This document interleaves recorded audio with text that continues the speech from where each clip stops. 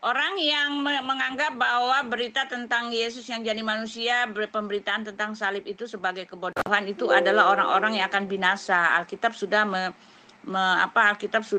mengatakan seperti itu. Jadi orang-orang yang mentertawakan gitu loh. Mereka mengatakan bahwa Tuhan mereka yang antah berantah itu berkuasa, Tuhan mereka yang katanya antah berantah itu, Tuhan yang katanya itu bisa ya. Maha kuasa, bisa melakukan segalanya, maha besar, maha perkasa. Tetapi ketika diperhadapkan dengan Tuhan yang katanya maha kuasa itu jadi manusia, mereka kebingungan gitu, kayak kamu gitu. Kamu kebingungan dan bahkan mentertawakan gitu loh. Jadi yang kamu maksud Tuhan kamu maha kuasa, maha segalanya, bisa apa aja, itu apa maksudnya? Tuhan hayalan kan? Tuhan hayalan yang seperti itu. Ketika diperhadapkan Tuhan bisa jadi manusia, kamu kebingungan gitu. Iya kan? Selamat pagi Ibu Utiwati Mena. Tidak pernah ada Bu kebingungan dalam konsep bertuhan dalam agama Islam. Karena apa? Karena panduan kami untuk memahami Allah Subhanahu wa taala sebagai Tuhan kami itu jelas berdasarkan Al-Qur'an, dan isi Al-Qur'an itu tidak ada beda dengan kitab-kitab terdahulu. Ya, kalau nggak bingung, kenapa bingung? Tuhan jadi manusia, kok nggak tahu, nggak. Kenapa bingung gitu loh? Kenapa mentertawakan? Kenapa terhahahehe gitu loh? Kenapa aneh gitu loh? Tuhan kan bisa segalanya, menciptakan kamu aja dia bisa, menciptakan langit bumi aja dia bisa. Kenapa bingung ketika diperhadapkan Tuhan bisa jadi manusia? Kenapa bingung gitu loh? Bukan cuma bisa jadi manusia loh, mencabut nyawa kamu aja bisa kok. Iya kan? Ya makanya ya kalau begitu kalian itu hanya slogan Tuhan Maha Besar ya, memang sampai sekarang kan cuma slogan aja, cuma klaim, cuma slogan ya gitu. Ketika diperhadapkan dengan kenyataan kalian kan bingung kan? Kalau Tuhan jadi manusia itu malah lucu Bu, ya. Bukan justru tidak memperlihatkan kemahakuasaannya, tapi justru memperlihatkan kelemahannya. Ibu bilang dia maha kuasa menjadi manusia maha kuasa, bukan. Dengan menjadi manusia dan menjadi serupa dengan ciptaannya, itu malah menunjukkan kelemahannya, ya. Bukan seperti itu menunjukkan kemahakuasaannya. Alasan turun ke bumi adalah sebagai penebusan dosa. Apakah Allah sudah kehilangan kehilangan kemahakuasaannya dengan cuman berfirman atau di atas singgasananya dia melakukan hal itu? Itu yang membuat lucu. Karena bertentangan sekali, kontradiksi sekali dengan penggambaran Tuhan-Tuhan yang ada di Taurat. Itu loh, Bu. Jadi bukan kami menertawakan, tapi karena kalian lucu gitu. Lucu pemahaman tentang ketuhanan itu.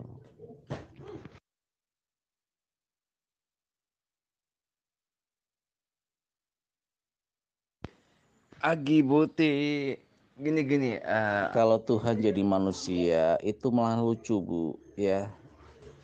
Bukan justru tidak apa memperlihatkan Tuhan kok kemahakuasaannya, harus tapi justru repot-repot memperlihatkan capek ya untuk kelemahannya. menghapus Ibu dosa bilang dia maha kuasa menjadi manusia. manusia maha Dia tuh kuasa, harus jadi bukan. manusia. Dengan menjadi Gini, manusia dan menjadi udah tahu serupa dengan manusia tuh tempat ciptaannya. salah dan dosa.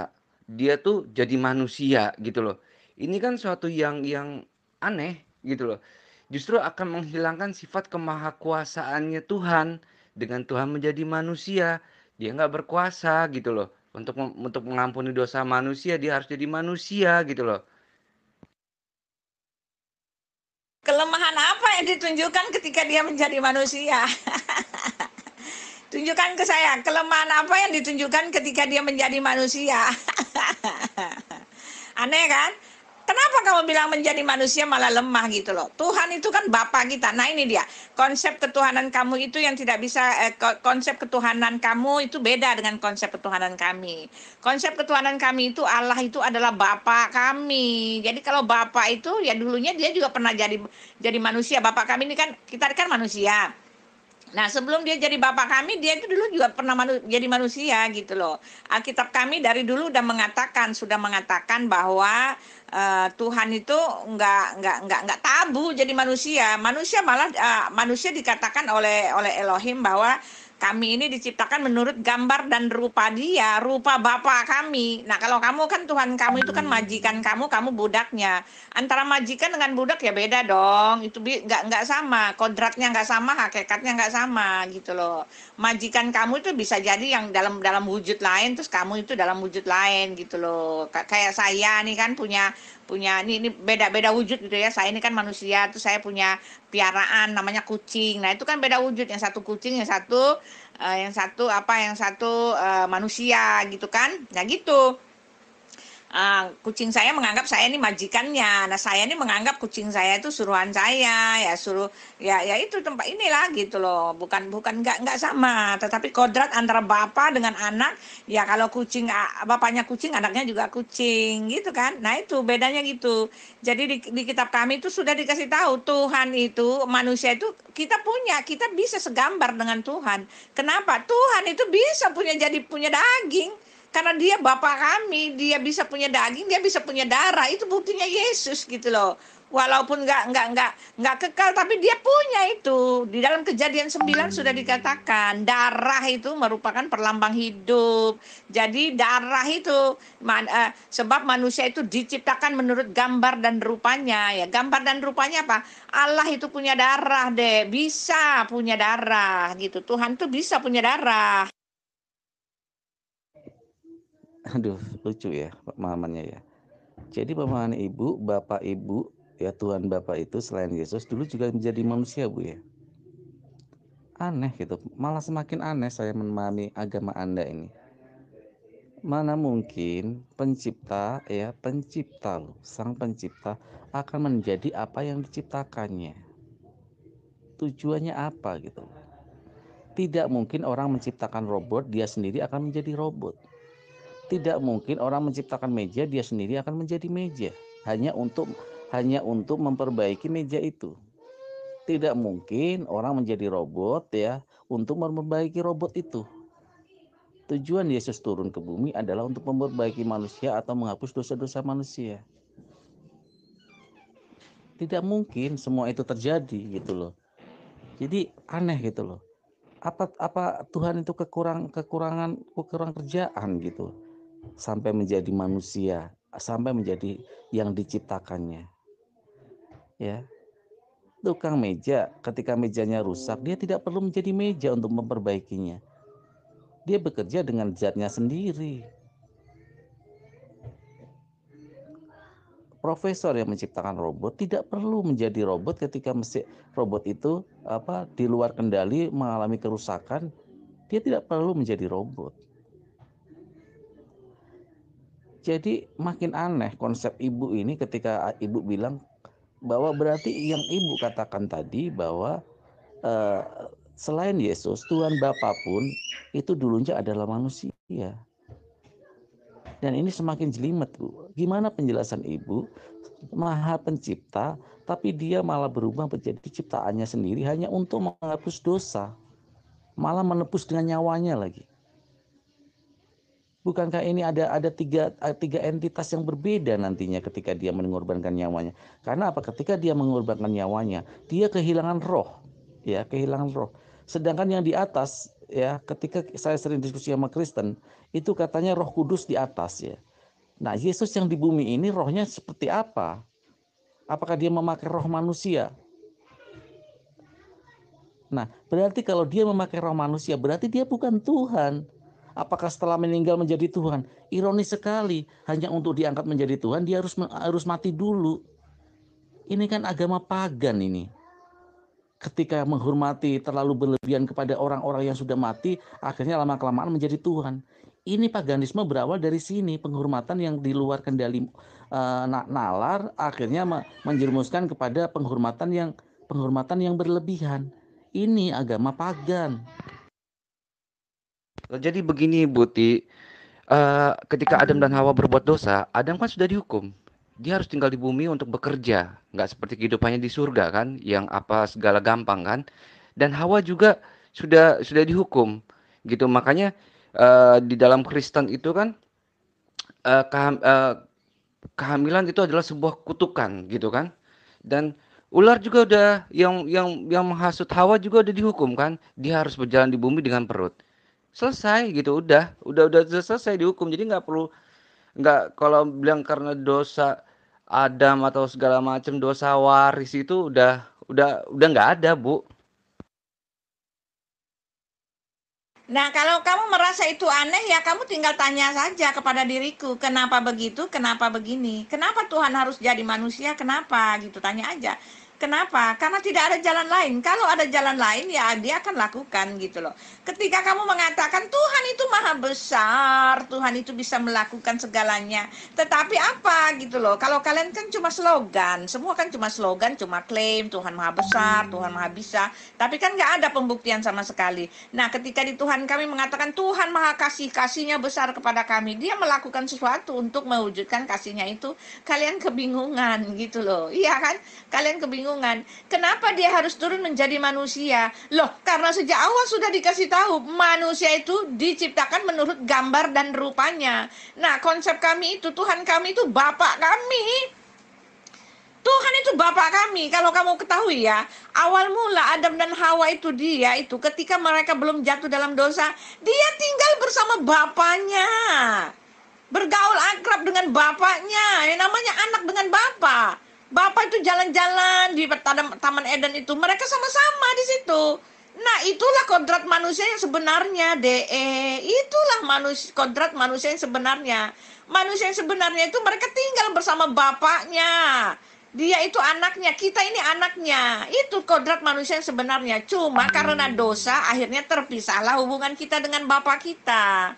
Nah, ketika Tuhan itu menjadi manusia, loh emang kenapa? Emang kodratnya seperti itu. Hubungan kami itu antara bapak dengan anak. Kita ini makhluk mulia loh. Mulia semulia-mulianya. Pencipta kita itu adalah bapak kita. Gitu loh. Diibaratkan dengan bapak dengan anak. Nah, inilah yang menjadi kerancuan. Karena kalian itu, hubungan kalian dengan Tuhan itu bukan seperti ini. Hubungan kalian dengan Tuhan kalian itu ya seperti majikan dengan anak buah gitu. Anak buahnya ntar makhluk apa, majikannya makhluk apa, nggak jelas gitu kan. Jadi kalian kebingungan gitu loh, bagaimana Tuhan jadi manusia. Lah, orang manusia diciptakan sama seperti Tuhan, ya kan. Di dalam kitab Kejadian itu baca deh.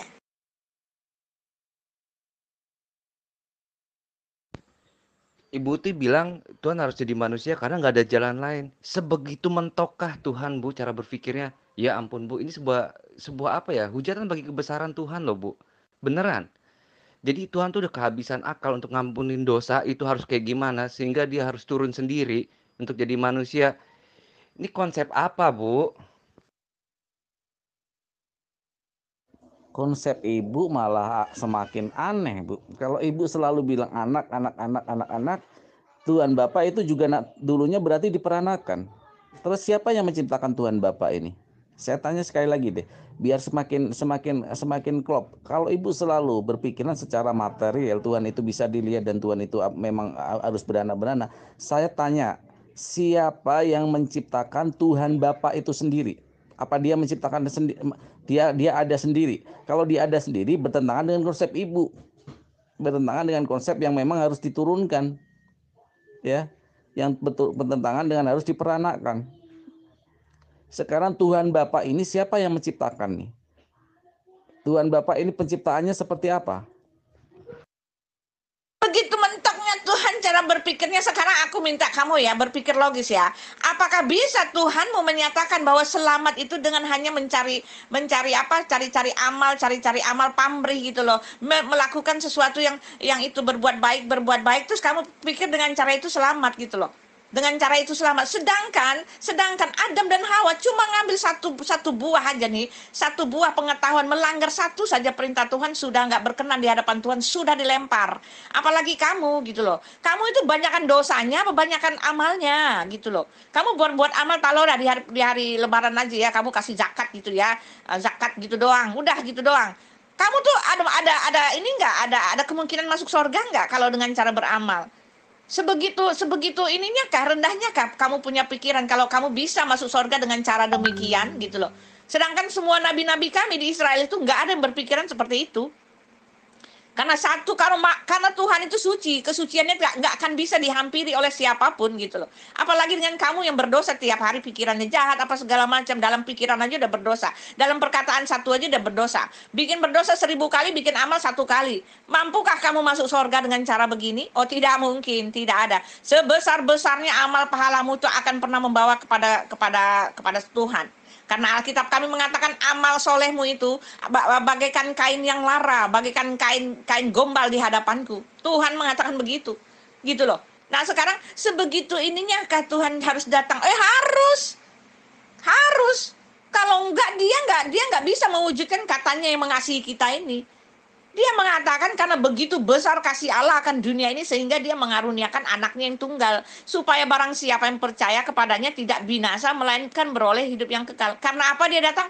Karena kasihnya besar. Tidak bisa dibayangkan, tidak bisa dipikirkan kenapa bisa begitu. Semua karena kasih, oke?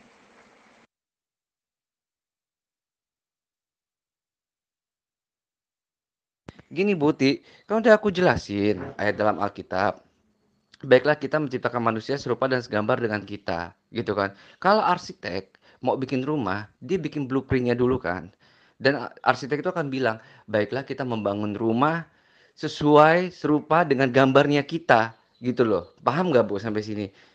Dan ketika Adam, Hawa melakukan dosa kan udah dihukum sama Tuhan gitu loh.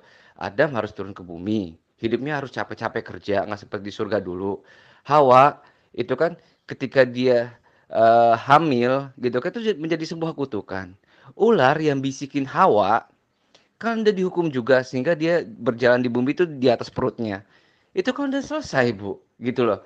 Dan bilang kalau Islam tuh harus segala macam untuk amal selamat segala macam. Sekarang gini Bu, ketika Kristen dosa udah ditebus sama Yesus gitu kan. Udah ditebus. Ya udah you can do anything what you want.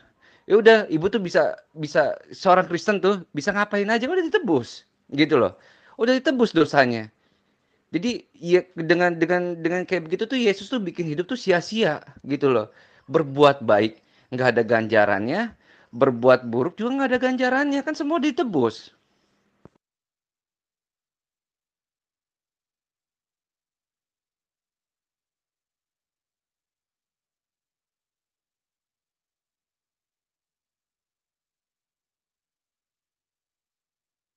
Itu kenapa kamu bilang gambarnya itu desain, lalu apanya yang beda? Gambarnya itu desain, memang kita memang tidak punya kuasa ilahi, tetapi kita punya gambar seperti Allah. Jadi nggak heran Allah mempunyai bentuk seperti kita dan kita seperti gambar Allah. Itu apanya heran? Nah itu kamu sendiri justru memberikan dukungan atas opini saya, atas pendapat saya, atas dalil saya mengatakan manusia itu diciptakan menurut gambar dan rupa Allah. Nah itu dia. Jangan heran, Tuhan kami itu berkuasa. Jadi kamu harus melihat dari sudut pandang Tuhan kami. Jangan disama-samain dengan Tuhanmu. Tuhanmu kan semua slogan, gitu kan, slogan-slogan doang. Nah kalau Tuhan kami itu enggak kayak gitu ya. Dia mengatakan bahwa kami itu diciptakan menurut gambar dan rupa Allah. Nah itu, kami itu sama. Kami ini anaknya, dia itu Bapa kami. Itulah Tuhan kami, konsep Tuhan kami itu seperti itu. Bagaikan hubungan Bapa dengan anak deh. Jadi nggak heran ketika dia datang menjadi manusia. Kan udah dibilang kan, dia juga akan datang menjadi manusia, dia akan mencurahkan darahnya, dan semua yang terjadi pada dirinya itu kan sudah dinubuatkan. Itulah Tuhan kami bekerja profesional dan dia menepati janji. Allah yang tidak pernah tidak menepati janji, yaitu dia Tuhan kami. Ketika dia mengatakan dia mengasihi, ya dia membuktikannya. Ketika dia mengatakan dia Tuhan, ya dia membuktikannya. Ketika dia mengatakan bahwa dia akan datang lagi untuk melempar kamu ke neraka, dan dia itu akan membuktikannya. Tinggal tunggu waktu saja, gitu loh deh.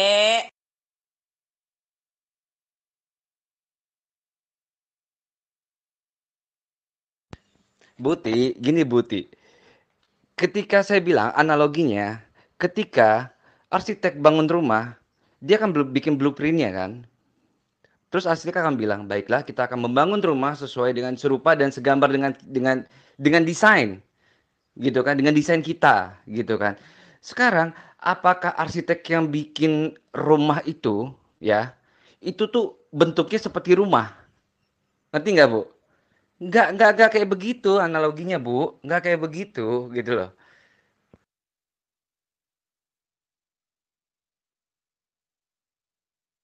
Kamu salah deh, analogimu salah. Tidak mungkin orang menciptakan meja akan menjadi meja. Tidak mungkin. Itu analoginya nggak nyambung. Itu hubungan antara benda mati dan benda hidup. Ini dua-duanya benda hidup loh deh. Itu sama, saya bilang hubungannya sama antara bapak dengan anak. Ketika dia menjadi bapak, sebelumnya juga dia pernah menjadi anak gitu loh.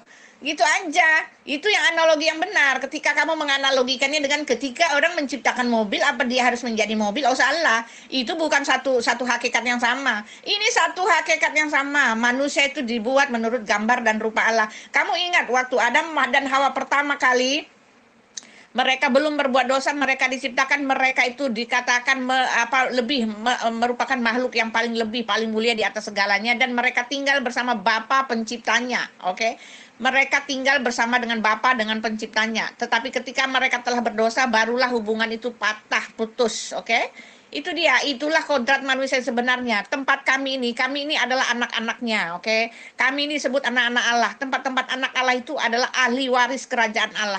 Anak itu dia adalah ahli waris dari kerajaan bapaknya, dari rumah bapaknya. Jadi kami ini, orang-orang Kristen yang percaya kepada dia ini, kami ini adalah anak-anaknya. Kami ini adalah pewaris kerajaan Allah. Jadi ada kepastian yang sepasti-pastinya bahwa kami ini akan kembali ke sorga di rumah Bapak kami. Karena Yesus sendiri mengatakan, di mana aku berada, kamu pun berada. Nah itu dia, kami tinggal bersama Bapak kami. Seorang bapak itu dia mengasihi anaknya. Kalau anaknya itu masuk jurang, dia akan pergi menyelamatkan anaknya. Bahkan dia rela mati untuk menyelamatkan anaknya yang masuk jurang itu. Nah itu dia konsep Bapak kami, gitu loh.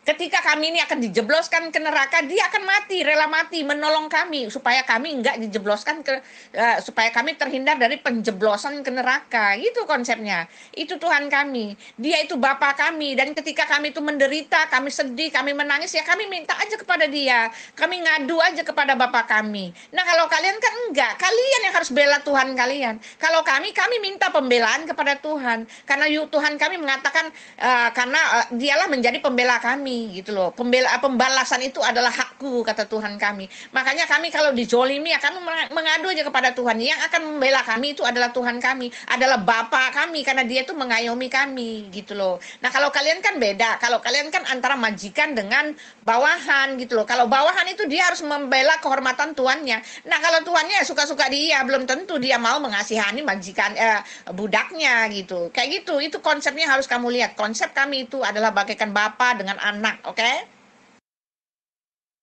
Analogi, oke, kalau analogi hidup kan, pada mulanya Pak Jokowi bersama-sama dengan Pak Prabowo. Apakah Pak Prabowo itu Pak Jokowi? Apakah Pak Jokowi itu adalah Pak Prabowo? Coba jelaskan satu jawabannya. Pada mulanya Pak Jokowi, dan Pak Jokowi bersama-sama dengan Pak Prabowo. Apakah Pak Prabowo itu Pak Jokowi? Apakah Pak Jokowi itu Pak Prabowo? Silakan dijawab satu jawabannya. Itu analogi hidup toh ya, analogi hidup ya. Ini analogi hidup ya. Pada mulanya Pak Jokowi, dan Pak Jokowi bersama-sama dengan Pak Prabowo. Pertanyaannya, apakah Pak Prabowo adalah Pak Jokowi? Apakah Pak Jokowi adalah Pak Prabowo? Silakan dijawab. Jo Malindo, Jokowi dengan Prabowo itu manusia biasa, itu nggak boleh diberikan contoh ya. Lainlah dengan ketuhanan itu ya. Dengan kapasitas Tuhan itu lain dengan cara manusia dan Tuhan itu sendiri ya. Oke, jangan bagi contoh seperti itu sesat. Oke, Bapak Malindo. Ya sama ya, analogi macam Jesus dengan Papa ya. Apakah itu Papa, apakah Papa itu Jesus? Kan lebih kurang sama. Analogi itu sama, lebih kurang sama ya. Ya, kan beza, tetap beza ya. Bapak Jesus, Prabowo, Jokowi macam tuh ya. Analoginya di situ ya. Hawa sudah dihukum dan Adam juga sudah dihukum, tetapi ingat, status mereka tidak ada lagi tercatat setelah mereka dihukum, mereka menjalani hukuman, mereka kembali lagi ke tempat Taman Eden. Taman Eden itu sudah diangkat, sudah nggak ada lagi, sudah terpisah hubungan antara Allah dengan manusia.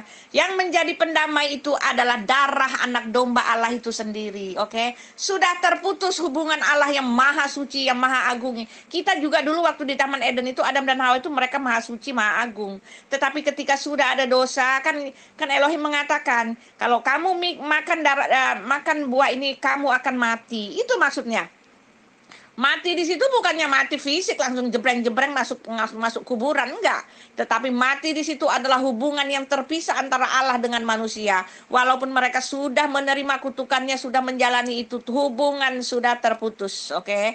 Dan hubungan yang terputus itu hanya bisa diimami ya, ada pengantara harus bisa diantara, ada dijembatani ya.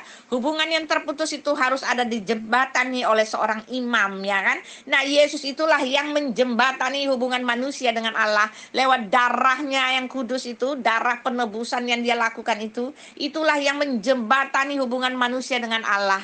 Dengan darah Yesus itu kami disucikan, dengan darah Yesus itu kami dibenarkan, dengan darah Yesus itu hubungan kami dengan Allah itu sudah kembali pulih. Kami ini akan kembali bersama-sama dengan dia nanti kumpul di sorga. Itu satu kepastian yang iya dan amin. Gitu deh. Dah, you tak payah keluar-keluar bacot lebih-lebih. Sekarang macam ni. Sekarang you buktikan, you kalau dosa sudah ditebus, dihapus, kalau jaminan surga pasti ada, you pergi mati sekarang berani apa tidak? Ya, itu senang saja ya. Senang saja macam tu kan, menurut kalian dosa sudah ditebus, dihapus oleh Yesus ya. Jaminan surga itu pasti ada kalau mati. Sekarang you pergi mati sekarang berani apa tidak? Pergi mati sekarang berani apa tidak? Buktikan. Yo Pak Malindo yang bacot lebih-lebih ya. Asumsi itu boleh, tapi jangan terlalu asumsi liar gitu Bapak Malindo. Nanti Anda sendiri yang akan menjadi batu sandungan di kaummu sendiri, benar enggak? Oke, Bapak Malindo, hormatlah sedikit, oke? Apa yang saya sampaikan betul, nyata, real ya. Apa yang saya sampaikan cuma betul kan? Kan kalian suka buat analogi. Kalau saya buat analogi kenapa tak boleh? Kalian kan suka buat analogi, apalagi si Kusnadi tu, Kusnadi. Suka dia beranalogi ya.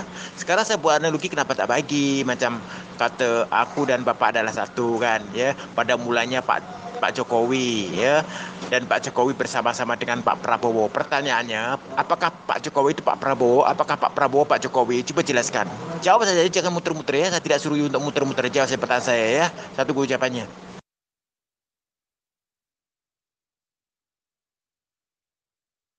Sebenarnya Kristen itu sangat ajaib ketuhanannya ya. Tuhan Kristen itu bukan seperti Tuhan orang Islam. Benar enggak? Tuhan Kristen itu enggak perlu kuantitinya, tetapi kualitinya. Yang penting inkarnasi Tuhan itu terbukti. Ya.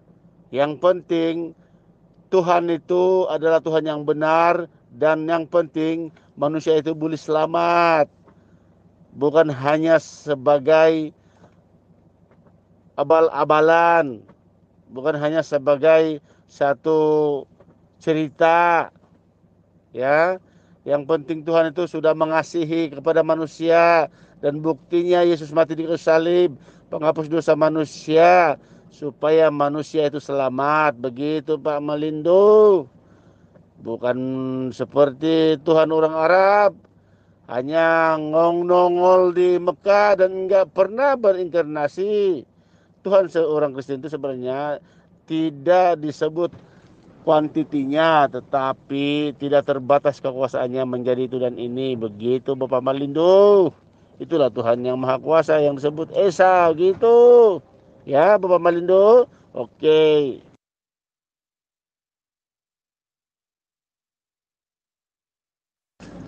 Menurut bilangan pasal 23 ayat 19, Hasim atau Allah itu atau Tuhan itu bukan manusia ya. Tetapi ketahuilah bahwa di dalam perjanjian baru Hasim itu atau Allah itu atau Tuhan itu pernah menjadi manusia, ya. Dan perjanjian baru itu menceritakan tentang buktinya inkarnasi Tuhan itu, buktinya Tuhan itu ada, buktinya Tuhan itu mengasihi, buktinya Tuhan itu menyelamatkan kepada seluruh kaum manusia dan tidak terbatas. Ya, Tuhan tidak pilih agama. Karena Tuhan Yesus bukan membawa agama, tetapi Tuhan Yesus membawa misi. Misi, ya.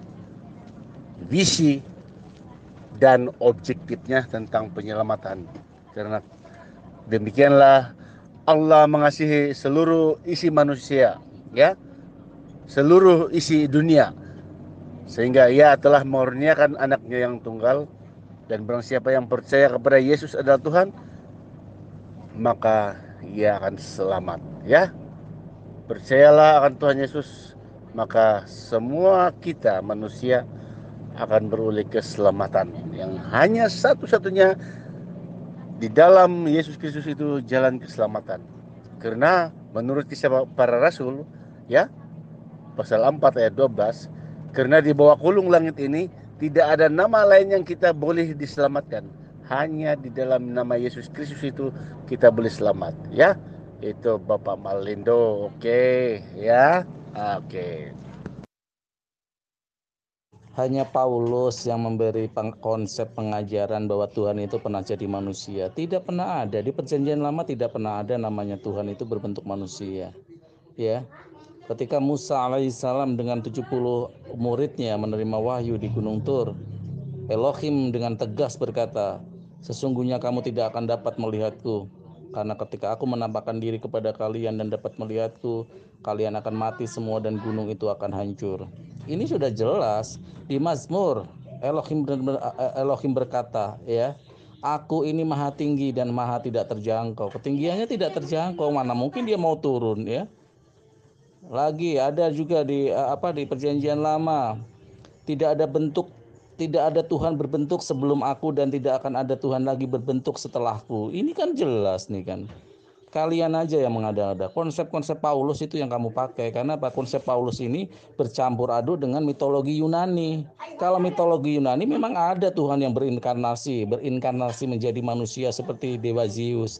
Ini menandakan bahwa agama kalian ini konsepnya adalah konsep mitologi Yunani, gitu loh ya.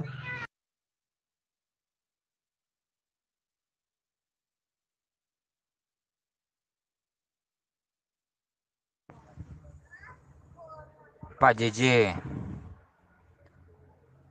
dalilnya di mana di dalam perjanjian lama dan di perjanjian baru bahwasanya Tuhan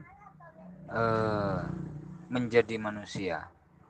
Coba tunjukkan perjanjian lama maupun perjanjian baru. Di dalam perjanjian lama, Hasim atau Allah itu atau Tuhan itu pernah menjadi manusia, ya, yaitu di dalam Kejadian pasal 32, ya, ayat 28. Baca di sana, ya. Ia disebut Allah dan disebut juga orang, atau manusia.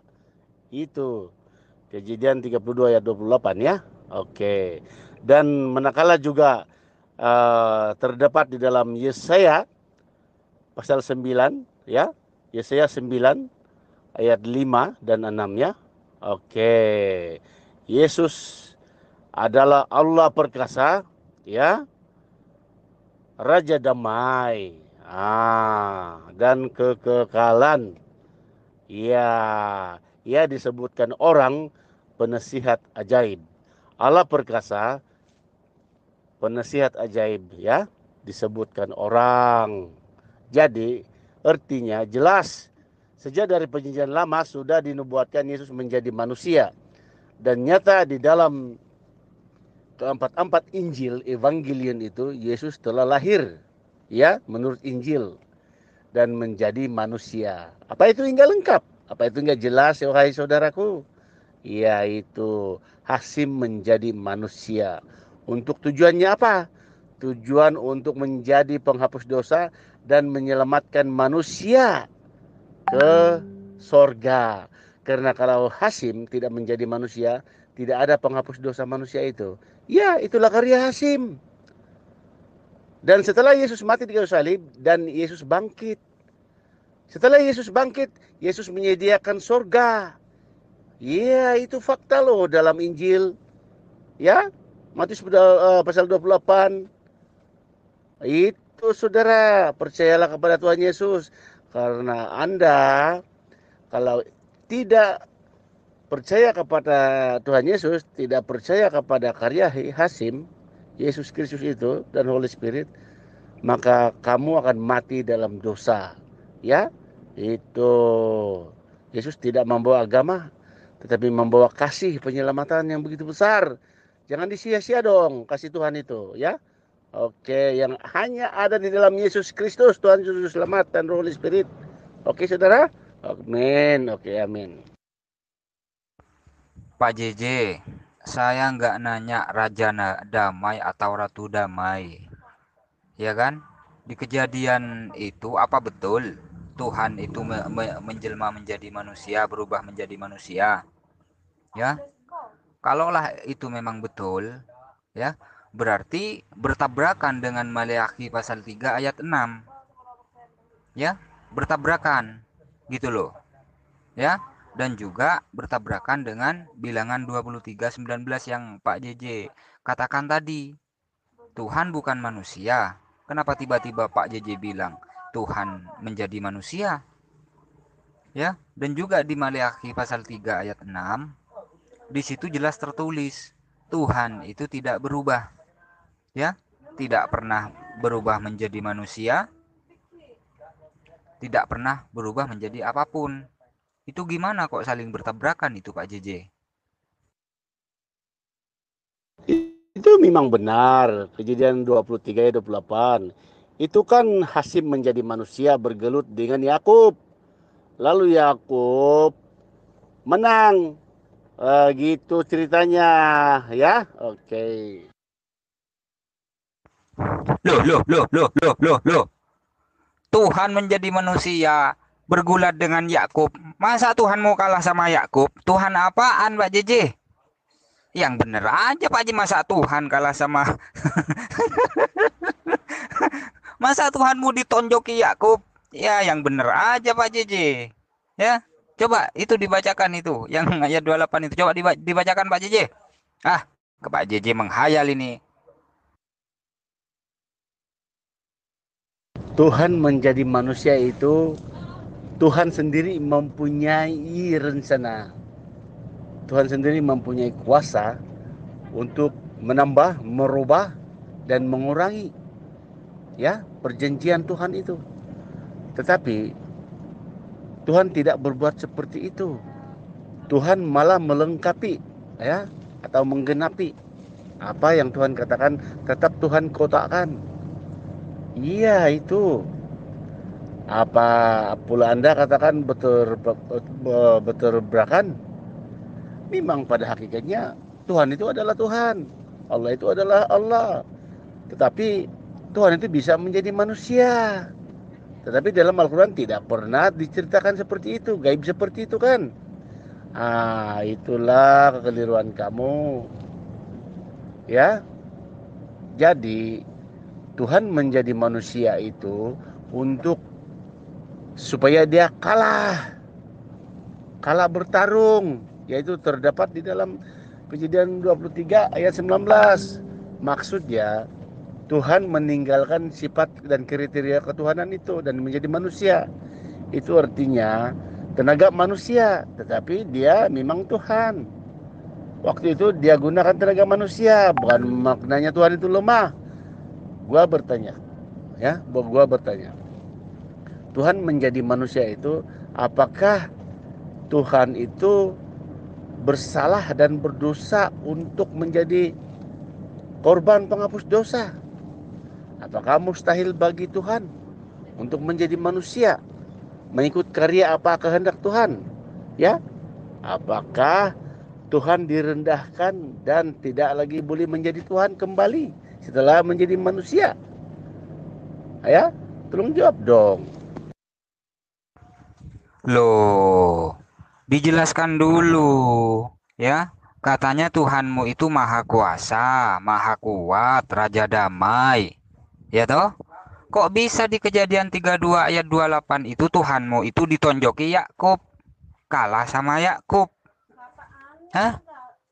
Itu dijelaskan dulu. Tuhan kok kalah sama Yakub, ditonjoki Yakub?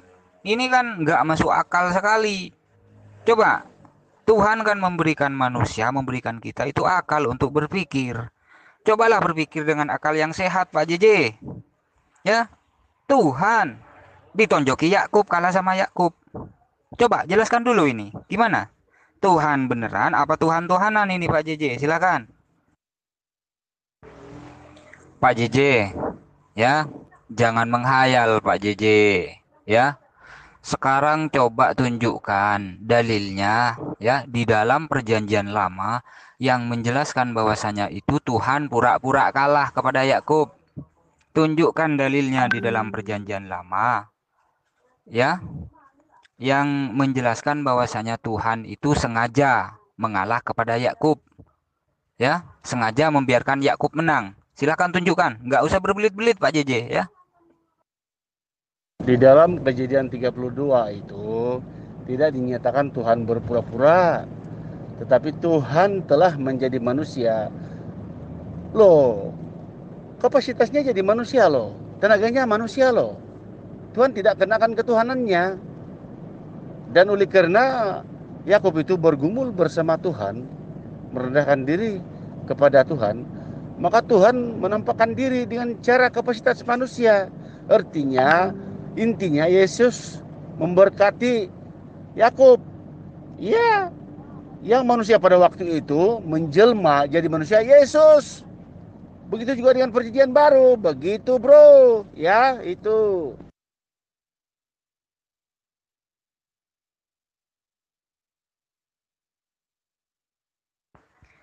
Itu cuma asumsi Pak JJ semata itu. Ya, tadi Pak JJ bilang Tuhan pura-pura mengalah kepada Yakub.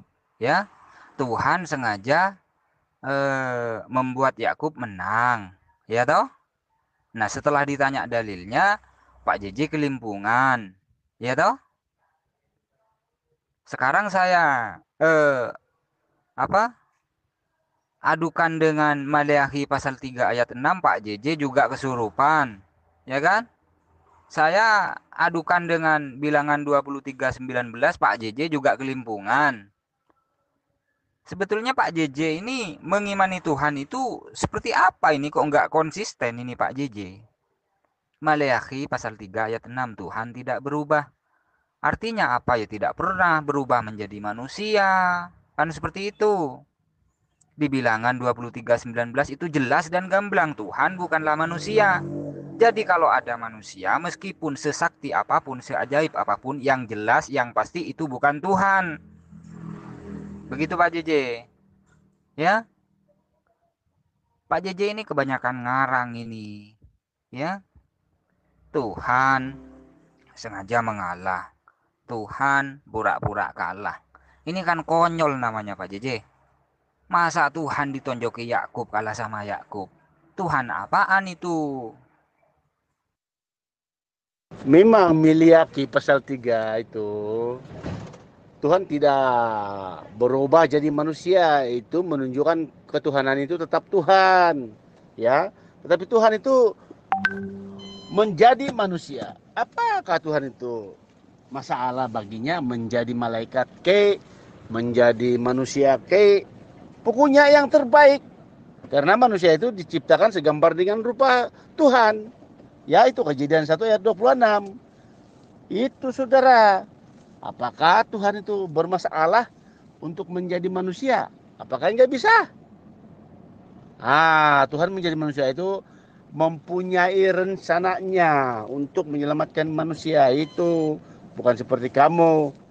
Hanya dengan amal ibadat aja boleh menjadi suci, boleh masuk surga kata kamu. Itu hanya abal-abalan aja, begitu ya.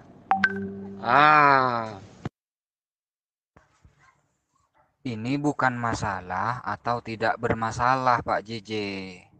Ya, tapi masalahnya adalah apa yang Pak JJ nyatakan itu tidak ada dalilnya di dalam Alkitab, khususnya Perjanjian Lama. Di Maleakhi pasal 3 ayat 6 itu kan jelas Pak JJ, Tuhan tidak berubah. Itu artinya Tuhan tidak pernah menjelma menjadi manusia. Ya toh? Di Bilangan 23:19 itu jelas dan gamblang bahwasanya Tuhan bukanlah manusia. Jadi kalau ada manusia yang ajaib, yang sakti, ya sesakti apapun, seajaib apapun, ya tetap bukan Tuhan. Karena ada dalilnya di bilangan tersebut, gitu loh. Ya kan? Ini kontradiksi Pak JJ. Yang Pak JJ asumsikan itu ditonjok oleh Maleakhi 3:6 dan bilangan 23:19. Gitu loh Pak JJ. Paham kan? Itu bukan kontradiksi, wahai saudaraku.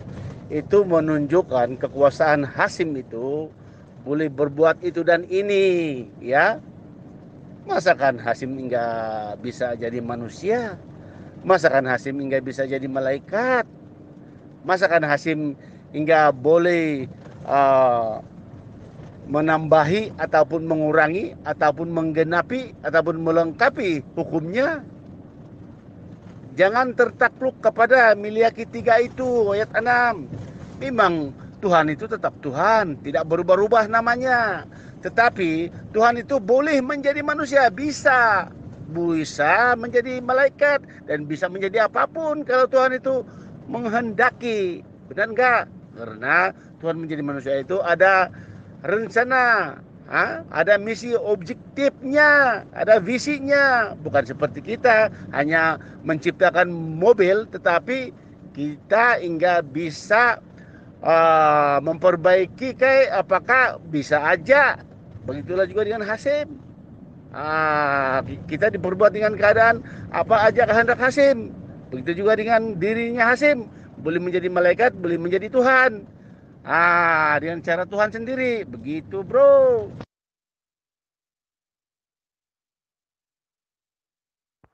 Ah, Pak JJ ini plan orangnya. Pak JJ mengakui bahwasanya Tuhan itu tidak berubah. Ya toh?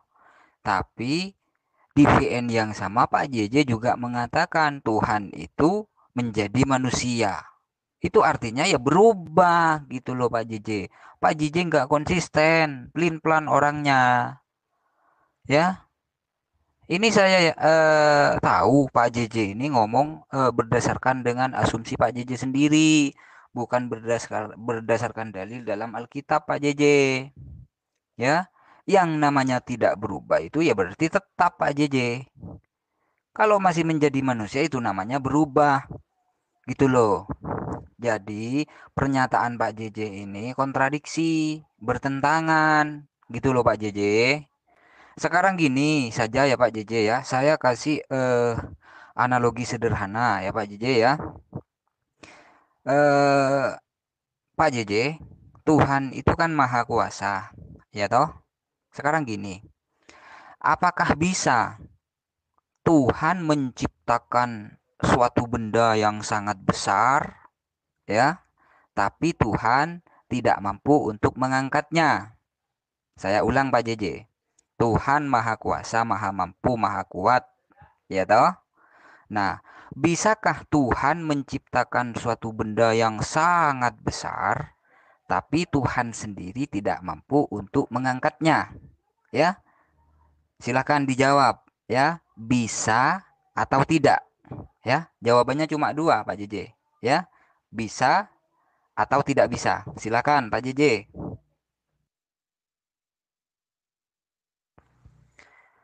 Dalam hitungan menit, langsung Kak. Oh dia kayaknya perlu bodrek itu. Lagi pusing.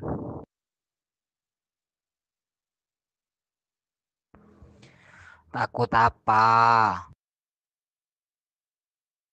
Betul Pak JJJ, berkiblat itu memang orang yang menyembah berhala, karena itu kan ada objeknya, diputar-putar, disembah sujud, dicium-cium, itu ada objeknya, itulah namanya berkiblat, karena Tuhannya ada di situ, ya disembahlah ke situ, menghadap ke situlah.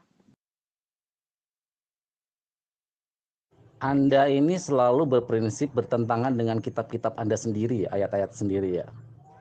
Ya, Mazmur surat 5 pasal 7 dan pasal 8 menyatakan bahwa aku berdoa menghadap bait Allah. Ya, pelajari kitab Ibu ya. Gimana di Mazmur itu ketika berdoa suruh menghadap ke bait Allah ya. Saya kasih ayatnya Bu ya. Ibu, kenapa ya kaum Kristen ini malah memusuhi kitabnya sendiri ya, melawan kitabnya sendiri ya? Apa yang menjadi panduan kalian beragama ketika kitab Anda sendiri aja Anda lawan gitu loh? Gimana Anda menyatakan ya? Gimana Anda bisa menyatakan bahwa ke arah kiblat itu adalah tanda menyembah berhala, sedangkan kitab kamu sendiri dengan jelas berdoa di dalam bait Allah, mengarah ke bait Allah. Ini kan logika Anda sendiri yang melawan kitab Anda sendiri. Kaum durhaka ini kan yang melakukan ketika melawan kitab-kitabnya sendiri ini. Memang itu Mazmur kan dia yang membawa bait Allah itu. Memang pada waktu itu konteksnya memang Allah itu ada diam di dalam bait itu. Kan bait Allahnya dibawa kemana-mana, digotong-gotong. Kemana mereka pergi digotong-gotong. Dan mereka kalau berdoa menghadap ke situ. Karena Allah berdiam di dalam bait itu. Itu kan konteksnya memang iya begitu. Justru kamu memberikan ayat ini untuk menunjukkan kepada saya bahwa benar. Tuhan kamu, Allah kamu itu diam dalam bait Allah itu. Nah disitulah kalian berkiblat. Memang kamu nggak tahu kalau Raja Daud itu dia membawa bait tabut perjanjian Allah itu, tabut Allah itu. Kemana-mana dia bawa kan. Lalu Salomo mendirikan bait Allah itu lebih besar lagi. Dan Allah katanya turun ke situ. Iya kan? Justru kamu salah kasih ayat. Justru ayat itu kalau kamu tahu latar belakangnya memang mereka menghadap bait Allah itu. Karena memang Tuhan pada saat itu kan Tuhan menyertai mereka kemanapun mereka pergi. Oke? Sekarang kan bait Allah itu sudah nggak ada. Dan Allah sudah nggak ada lagi di bumi, dia sudah balik. Dia tidak tinggal dalam baitnya. Oleh sebab itu dia ada di mana-mana. Kami tidak perlu lagi berkiblat. Kamu yang nggak ngerti, makanya belajar dulu ya, belajar dulu. Ibu, asumsi Ibu ngawur sekali. Ini akan bertentangan lagi kalau emang bait Allah itu dibawa-bawa, bertentangan lagi dengan apa yang dilakukan oleh Ezra. Ya. Ezra membuka pintu jendela dan pintu jendela yang menghadap ke arah bait Allah ya, menghadap ke bait Allah untuk melakukan berdoa kepada Elohim. Ini berarti bahwa yang dibawa itu apa yang Ibu maksud asumsi Ibu tentang bait Allah salah.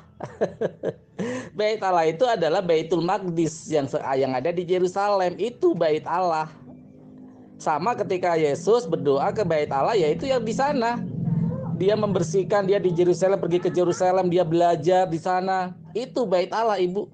Kontradiksi sekali semua pemikiran Ibu ini. Semua pemikirannya kontradiksi sekali semua, ya. Itu pada masa Raja Daud memang. Ezra itu kan sudah dibangun bait Allah yang dibangun oleh Salomo. Kenapa ente bingung? Kan setelah Raja Daud mati kan Raja Salomo membangun bait Allah, itu baca di Tawarik itu. Bagaimana? Kamu tidak tahu sejarahnya? Tidak tahu sejarahnya. Yang dimaksud bait Allah itu ya Ezra maksud itu ya bait Allah yang dibangun oleh Salomo. Kamu nggak tahu sejarahnya. Aduh, Ibu Tiwatimena, ya asumsi, ya prediktif, ya. Susah diskusi sama Ibu kalau nggak kitabiah, ya. Ibu bilang ya bait Allah dibawa-bawa kemana-mana, ya. Bait Allah itu sekarang sudah tertanam di Yerusalem. Nah, sekarang saya tanya, apa gunanya Yesus setiap berdoa itu di Yerusalem, pergi ke Yerusalem, Paskah? ya, membersihkan Yerusalem. Dia berdoa di Yerusalem, bahkan dalam ayat Alkitab sendiri ya, Yesus marah-marah dan mengamuk kepada para pedagang di depan bait Allah karena itu mengotori bait Allah. Berarti bait Allah itu disucikan di Yerusalem, karena sampai Yesus marah-marah dan membalikkan semua gerobak dagangan dan meja dagangan para pedagang di situ, Bu. Mereka marah-marah. Mau saya tunjukkan ayatnya, Bu? Iya. Ibu berlawanan semua opininya, Bu. Kontradiktif. Yang ibu lawan gak usah muslim. Otak ibu aja lawan sendiri dengan Bible ibu sendiri ya. Apanya sih? Memang Ezra itu saya tanya. Sekarang Ezra itu hidup di zaman siapa? Ayo, kamu tanya, aku tanya. Ezra itu hidup di zaman siapa? Ayo, dia setelah siapa? Ayo. Oke, kamu ceritain dulu deh. Asumsi, berani-berani bilang asumsi. Tahu sejarahnya juga enggak? Kamu Ezra itu pada zaman siapa? Ayo, ceritain dulu sebelum Ezra itu siapa raja-raja yang sebelum dia. Ezra ini nabi, oke? Nah, coba cerita nabi yang ada pada zaman Ezra itu siapa?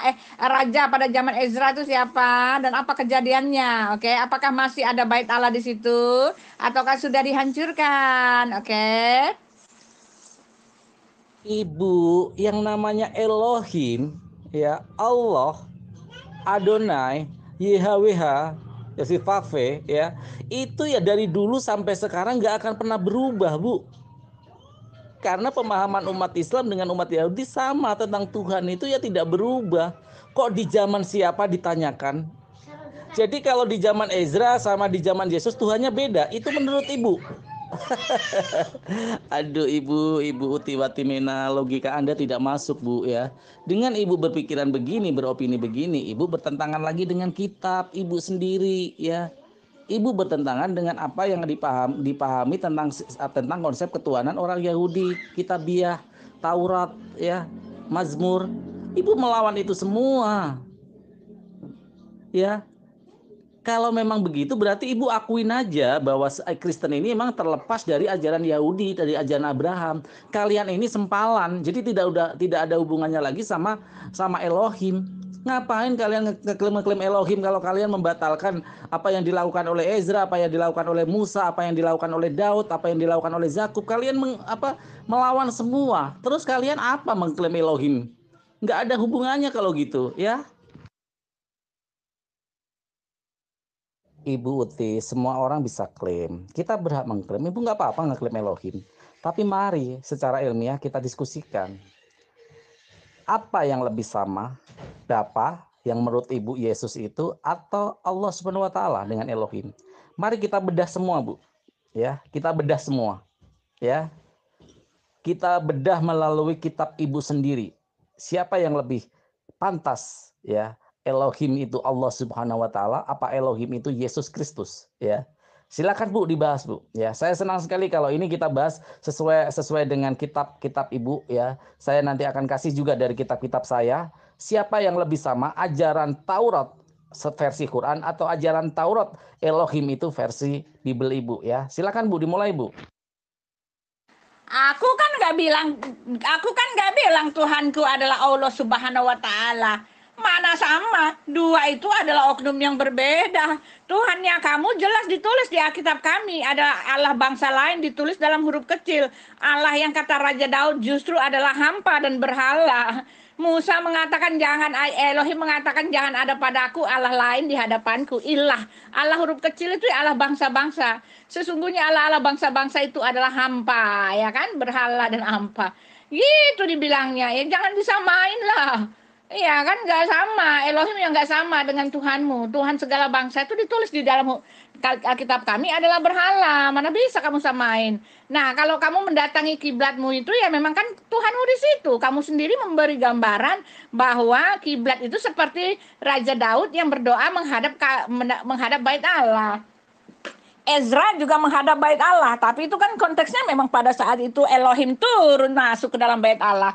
Sekarang apakah kamu mau mengatakan bahwa Allah Subhanahu wa taala itu turun rumahnya di bait Allah situ? Oke? Apakah Allah Subhanahu wa taala itu rumahnya di Baitullah situ? Nah, kalau memang rumahnya di Baitullah situ ya didatengin lah, dikiblatin lah, menghadap ke situ lah, cuma di situlah tempatnya, ya kan? Iya kan? Kamu sendiri yang kasih gambaran, kenapa sekarang kamu tolak, deh? Ibu ini dari tadi asumtif ya, tapi tanpa dalil, Bu. Saya juga nggak mau menyamakan Allah saya dengan Yesus Kristus, karena kafir bagi kami ketika Yesus itu dianggap Tuhan.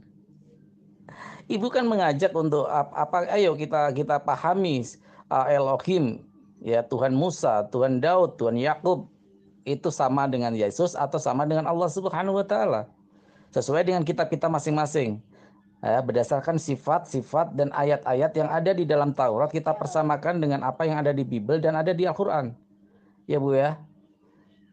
Jadi ibu jangan melenceng kemana-mana ya.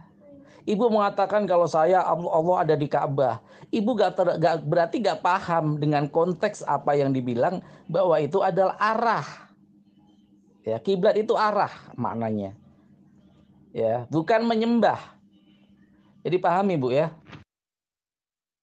Kitab sendiri gimana? Bertentangan dengan kitab sendiri gimana? Raja Daud menghadap bait Allah, memang di kitabnya ditulis bait Allah, Elohim turun diam dalam bait Allah. Dan di Ezra juga dibangun lagi itu bait Allahnya, emang Tuhan turun di situ. Bertentangan dengan kitab gimana? Kitab apa yang kutentangi? Sekarang kamu yang kasih gambaran kalau Daud berkiblat ke bait Allah karena memang Allah ada di situ. Nah, sekarang kamu berkiblat ke Baitullah karena kok kamu nggak terima kalau Allahmu ada di situ? Kenapa? Kalau ibu memanai bait Allah itu adalah tempat tinggal dan Elohim turun ke situ, berarti ibu bertentangan dengan apa yang dituliskan di Mazmur, yaitu Elohim itu adalah maha tinggi dan tidak terjangkau. Ini bertentangan, ibu. Saya heran dengan pemikiran ibu nih. Bukalah Bu, isi kepala ibu dibuka deh ya. Isi kepala ibu dibuka, dipikirin secara pelan-pelan. Bener gak sih apa yang ibu pikirkan dengan kitab ibu sendiri ya?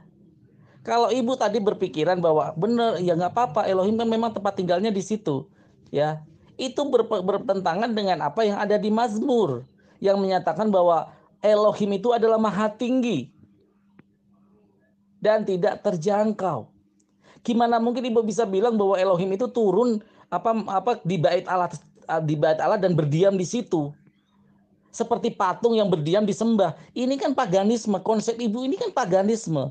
Disebut paganisme ibu nggak mau, tapi paganisme yang ibu konsepkan itu adalah konsep paganisme. Bahwa Tuhan itu berdiam di satu tempat. Itu paham paganisme. Gimana mungkin kalau Elohim berdiam di situ? Gimana dia mengatur semesta ini? Sedangkan dunia ini, bumi yang kita pijaki ini, itu cuma bagaikan debu, pasir di pantai, Bu. Kecil sekali, Bu.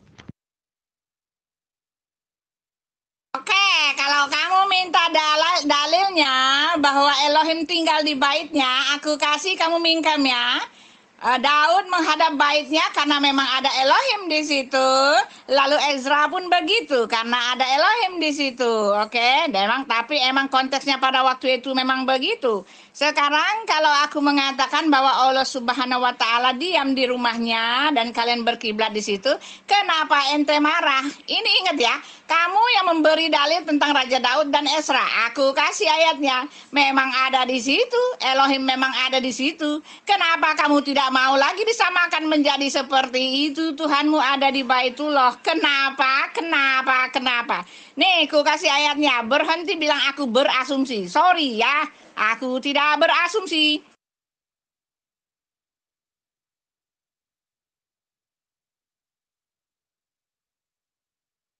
Buset Bu, suaranya kenceng banget. La ilaha illallah, kaget ana. Santai Bu, santai Bu. Coba pelanin suaranya. Volume ini handphone ana sudah kayak orang ini nih.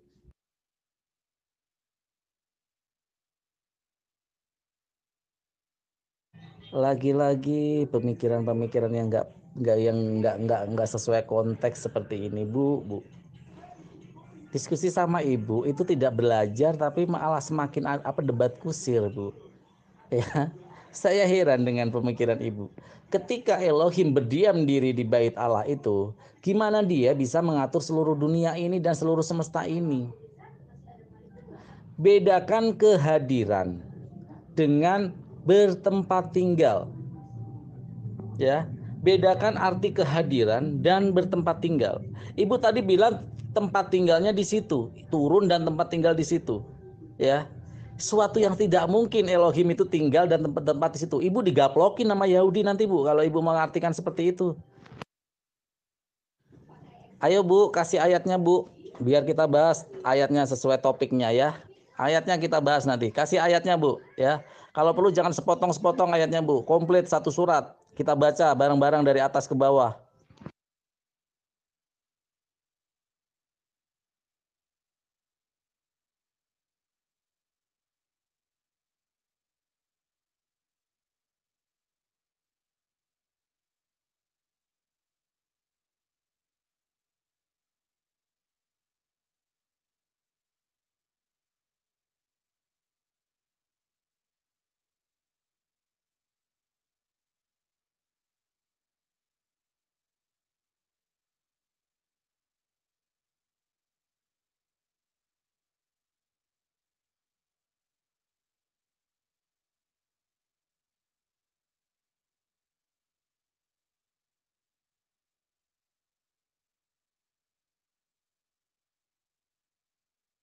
Betul Pak JJ, berkiblat itu memang orang yang menyembah berhala, karena itu kan ada objeknya, diputar-putar, disembah sujud, dicium-cium, itu ada objeknya. Itulah namanya berkiblat, karena Tuhannya ada di situ, ya disembahlah ke situ, menghadap ke situlah. Gimana Anda menyatakan, ya? Gimana Anda bisa menyatakan bahwa ke arah kiblat itu adalah tanda menyembah berhala, sedangkan kitab kamu sendiri dengan jelas berdoa di dalam bait Allah, mengarah ke bait Allah. Ini kan logika Anda sendiri yang melawan kitab Anda sendiri. Kaum-kaum durhaka ini kan yang melakukan ketika melawan kitab-kitabnya sendiri nih.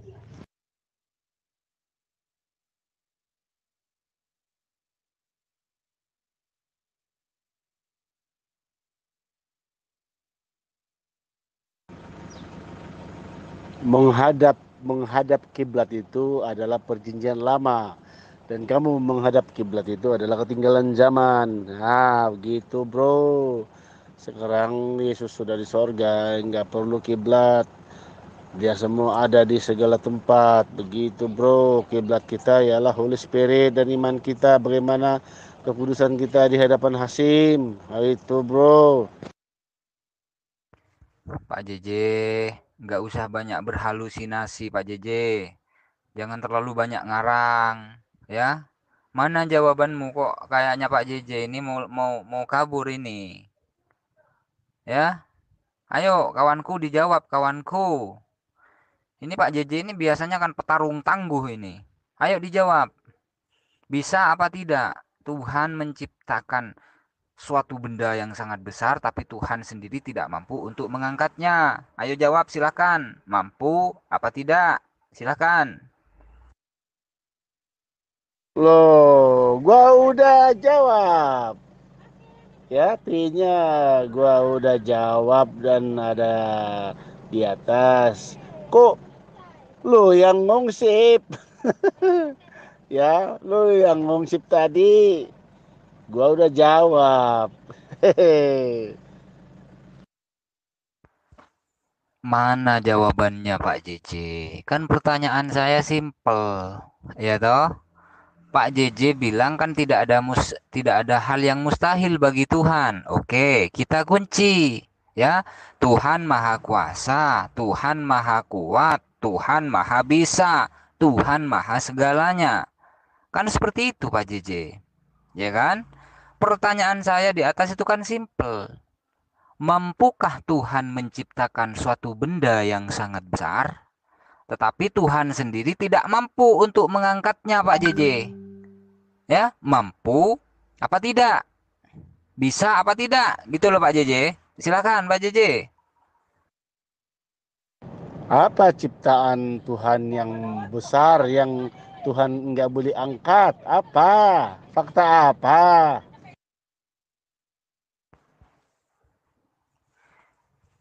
Itu cuma analogi Pak JJ. Ya, untuk ngetes ya sejauh mana pemahaman Pak JJ, akal Pak JJ masih connect apa enggak gitu loh. Ya, Pak JJ kan bilang Tuhan menjadi manusia lalu ditonjok Yakub, kalah sama Yakub. Itu kan konyol namanya gitu loh. Ya, Pak JJ bilang tidak ada yang mustahil bagi Tuhan, ya toh? Nah, sekarang jawab saja, nggak usah berbelit-belit. Mampu apa tidak Tuhan menciptakan suatu benda yang sangat besar, tapi Tuhan sendiri tidak mampu untuk mengangkatnya? Yo, bisa apa tidak? Mampu apa tidak? Yo, sedangkan Tuhan maha kuat, maha kuasa, maha bisa. Ya toh? Ayo, silakan. Ya, Tuhan itu maha kuat, maha gagah perkasa, maha besar, maha kuasa. Tetapi ada kalanya kalau menurut Kristen, kitab Kristen, pernah Tuhan merendahkan dirinya, mengusungkan dirinya, ya, dan menjadi manusia dan turun ke bumi untuk mengasihi manusia dengan jalan mati di kayu salib menghapus dosa manusia. Itu artinya Yesus menjadi manusia, merendahkan dirinya begitu, ya. Kamu harus terima itu, ya. Itu Tuhan yang benar, ya, menjangkau manusia, ya, dan boleh bercerita, boleh mengobrol, ya, bahkan mati di kayu salib menghapus dosa manusia kami, ya, bahkan seluruh umat manusia yang gak percaya pun diampuni dosanya, begitu bro. Tuhan itu maha tinggi, bukan maha rendah. Tuhan itu kuat, maha kuat, bukan maha nggak kuat. Gitu loh Pak JJ, Tuhan itu maha mampu. Tapi ada sifat yang mustahil bagi Tuhan.